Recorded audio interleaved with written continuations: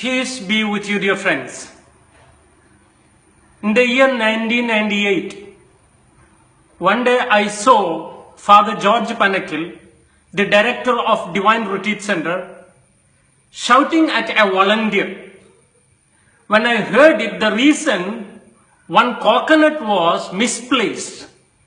That was the reason he was shouting at volunteer. And I felt shame on this priest. Why? Because he is so stingy. He is so concerned about one coconut. That was maybe 3 rupees those days. That was in my mind and I left it and I forgot.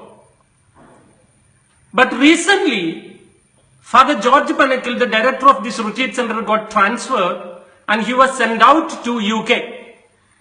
While he was going from the center, he took one small bag and 2 jodi dress of his and went.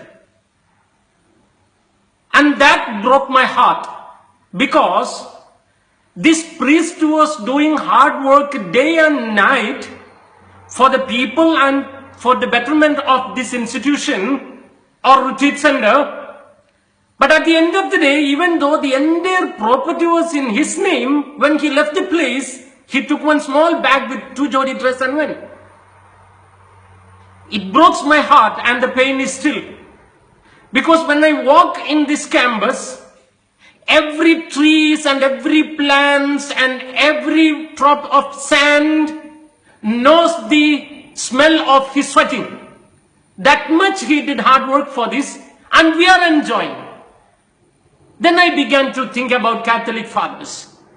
Why do they suffer so much and at the end of the day they don't have anything that belongs to us? And then in the year 2012, first time I landed in Madrid.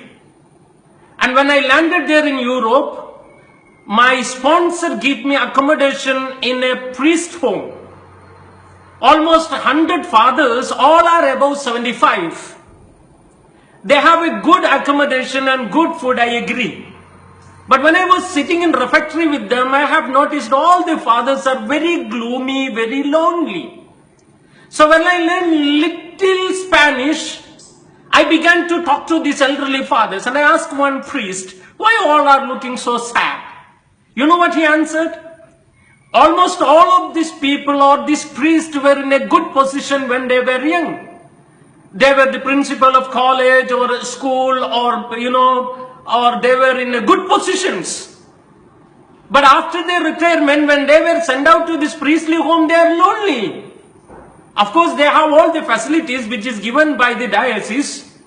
But when it comes to their personal life, nobody to care and nobody to talk and nobody to visit them. And that also broke my heart. And I began to think about Catholic fathers and about their dedications. Recently, I read one article which is written by Brother Benny Punatara, the founder of Shalom Ministry. And he mentioned there one day he went to a priest home to visit a young priest who met with accident and he's resting. While he was talking to this young priest, he noticed that so many elderly priests very gloomy and dull and sad. And later on, one elderly priest began to speak to this brother saying that, brother, so yucky this young priest is. Every day so many people are coming to visit them. We are here 10 years, 15 years and nobody coming to visit us. It would have been better for us to die when we were young. My brothers and sisters, these fathers, they were working in your school, in your college or in your parish. And they did all their service for you and for your children, for your generation. But now when they became elderly, they are in priest home. And you're not going and visiting them and you're not talking to them. You don't even remember them.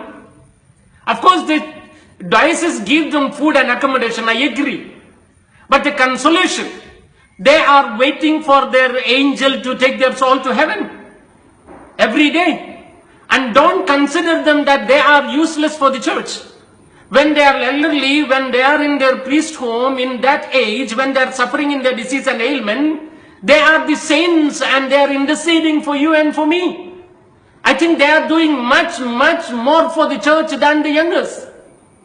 So, this brother Benny Punatara, at the end of his article he wrote, Do not consider them as waste, even though they are elderly, their suffering and their intercession is much, much more important for you and me. So if you know any family where there is a priest, please tell that family to go and visit this priestly home very often. And if you are in a parish and you know the priest who worked in your parish is in elderly home now, in the priestly home now because of age, you from the parish, you organize a tour and visit them. My brothers and sisters, those who are listening to me right now, if you know any family who has a priest in their family, please send this talk and inspire them to visit their priest, those who are in homes, priest homes or sick.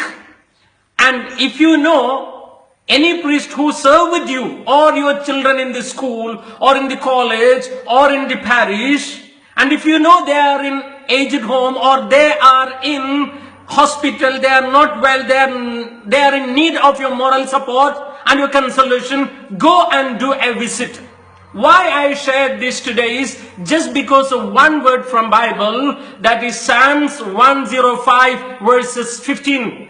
Do not touch my anointed one, and do not do any harm for my prophets. May Almighty God bless you and peace be with you.